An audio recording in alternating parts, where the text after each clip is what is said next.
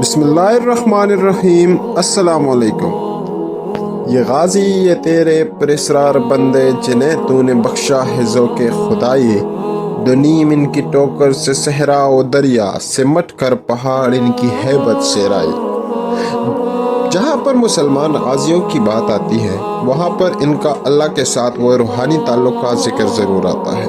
یہ وہ روحانی تعلق تھا جس کی وجہ سے یہ غازی مافوق الفطرت کہلائے۔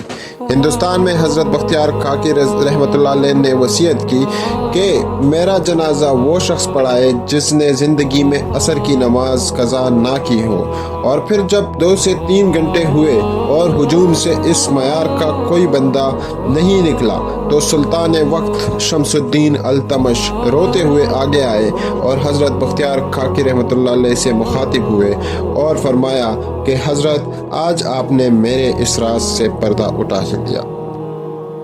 تم پرندوں سے دل بہلایا کرو، سپاہ گیری اس آدمی کے لیے ایک خطرناک کھیل ہے جو عورت اور شراب کا دل دادا ہو۔ یہ الفاظ اپریل 1175 میں صلاح الدین ایوبی نے اپنے چچا زاد بھائی خلیفہ الصالح کے ایک امیر سیف الدین کو لکھے تھے۔ ان دونوں نے صلیبیوں کو درپردہ مدد اور زر جواہرات کا لالچ دیا اور صلاح الدین ایوبی کو شکست دینے کی سازش کی تھی۔ صلیبی یہی چاہتے تھے، انہوں نے حملہ کیا، الصالح اور سیف الدین نے ان کی مدد کی، صلاح الدین نے ان سب کو شکست دی۔ امیر سیف الدین اپنا مال و متاع چھوڑ کر بھاگ گیا۔ اس کی ذاتی خیمہ گاہ سے رنگ برنگے پرندے، حسین اور جوان رقصائے اور گانے والیاں، ساز اور سازندے اور شراب کے مٹکے برآمد ہوئے۔ صلاح الدین ایوبی نے پرندوں کو، ناچنے گانے والیوں کو اور ان کے سازندوں کو رہا کر دیا اور امیر سیف الدین کو اس مضمون کا خط لکھا: تم دونوں نے کفار کی پشت پناہی کر کے ان کے ہاتھوں میرا نام و نشان مٹانے کی ناپاک کوشش کی، مگر یہ نہ سوچا کہ تمہاری یہ سازش عالم اسلام کا بھی نام و نشان مٹا سکتی ہے۔ تم اگر مجھ سے حسد کرتے تھے تو مجھے قتل کرا دیا ہوتا۔ تم مجھ پر 2 قاتلانہ حملے کرا چکے ہو، دونوں ناکام رہے۔ اب ایک اور کوشش کر کے دیکھ لو، ہو سکتا ہے کامیاب ہو جاؤ۔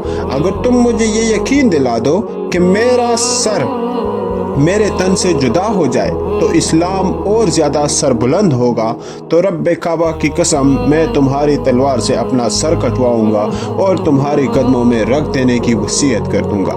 میں تمہیں صرف یہ بتا دینا چاہتا ہوں کہ کوئی غیر مسلم مسلمان کا دوست نہیں ہو سکتا۔ تاریخ تمہارے سامنے ہے، اپنا ماضی دیکھو۔ شاہ فرینک اور ریمانڈ جیسے اسلام دشمن صلیبی تمہارے دوست صرف اس لیے بنے کہ تم نے انہیں مسلمانوں کے خلاف میدان میں اترنے کی شہ اور مدد دی تھی۔ اگر وہ کامیاب ہو جاتے تو ان کا اگلا شکار تم ہوتے، اور اس کے بعد ان کا یہ خواب بھی پورا ہو جاتا کہ اسلام صفحہ ہستی سے مٹ جائے۔ تم جنگجو قوم کے فرد ہو، فن سپاہ گیری تمہارا قومی پیشہ ہے۔ ہر مسلمان اللہ کا سپاہی ہے، مگر ایمان اور کردار بنیادی شرط ہے۔ تم پرندوں سے دل بہلایا کرو، سپاہ گیری اس آدمی کے لیے ایک خطرناک کھیل ہے جو عورت اور شراب کا دل دادا ہو۔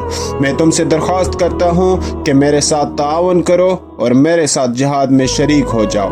اگر یہ نہ کر سکو تو میری مخالفت سے باز آ جاؤ، میں تمہیں کوئی سزا نہیں دوں گا۔ اللہ تمہارے گناہ معاف کرے، آمین۔ معزز سامعین، صلاح الدین یوسف ابن ایوب، جسے عام طور پر صلاح الدین کے نام سے جانا جاتا ہے، ایوبی خاندان کے بانی تھے۔ ایک کرد خاندان سے تعلق رکھنے والے وہ مصر اور شام دونوں کے پہلے سلطان تھے۔ تیسری صلیبی جنگ کی ایک اہم شخصیت، اس نے لیونٹ میں صلیبی ریاستوں کے خلاف مسلم فوجی کوششوں کی قیادت کی۔ اپنے طاقت کے عروج پر ایوبی سلطنت مصر، شام، بالائی میسوپوٹیمیا، حجاز، یمن اور لیبیا تک پھیلی ہوئی تھی۔ اپنے چچا شیرکوہ کے ساتھ، جو کہ زنگی خاندان کا ایک جنرل تھا، صلاح الدین کو 1164 میں زنگی حکمران نور الدین زنگی کے حکم پر مصر بھیجا گیا۔ ان کا اصل مقصد شاور کو نو عمر فاطمی خلیفہ العدید کے وزیر کے طور پر بحال کرنے میں مدد کرنا تھا۔ اس کے بعد शेरको और शावर के दरमियान इक़्तिदार की कशमकश शुरू हो गई। इस दौरान सलाहुद्दीन सलीबी हमलों के ख़िलाफ़ अपनी फ़ौजी कामयाबियों के साथ साथ अपनी ज़ाती करीबी लोगों की वजह से फ़ातिमी हुकूमत की सफ़ों पर चढ़ गया। 1169 में शावर के कत्ल और शेरको के मौत के बाद अलादीद ने सलाहुद्दीन को वज़ीर मुकर्रर किया। अपने दौर में सलाहुद्दीन एक सुन्नी मुसलमान ने फ़ातिमी इस्टेब्लिशमेंट को कमज़ोर करना शुरू कर दिया। 1171 में अलादीद की मौत के बाद उसने काहिरा में कायम इस्माइली शिया मुस्लिम फ़ातिमी खिलाफत को ख़त्म कर दिया और मिस्र को बगदाद में कायम सुन्नी अब्बासी खिलाफत के साथ मिला दिया।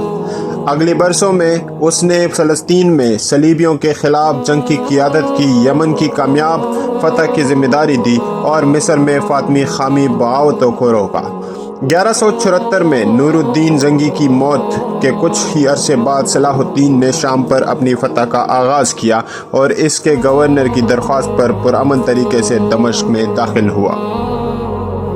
1175 के वस्त तक सलाहुद्दीन ने हमा और हमस को फ़तह कर लिया था, जिसने दूसरे जंगी सरदारों की दुश्मनी को मदऊ किया जो शाम के रियासतों के सरकारी हुक्मरान थे। इसके बाद उसने 1175 में हमा के हांस की जंग में जंगी सरदारों को शिकस्त दी और अब्बासी खलीफा अल-मुस्तदी ने उसके सुल्तान मिस्र शाम होने का ऐलान कर दिया। नाज़रीन कराम, हम आपको सलाहुद्दीन अय्यूबी का मुख्तसर सा तारुफ करा चुके हैं जो कि आपको अगले एपिसोड्स में बहुत मदद देगी। उम्मीद है कि आपको हमारी वीडियो पसंद आई होगी। आपसे रिक्वेस्ट है कि हमारी चैनल को सब्सक्राइब कर दीजिएगा और वीडियो को लाइक और शेयर कर दीजिएगा। मिलते हैं अगली वीडियो में, तब तक के लिए अल्लाह हाफिज़।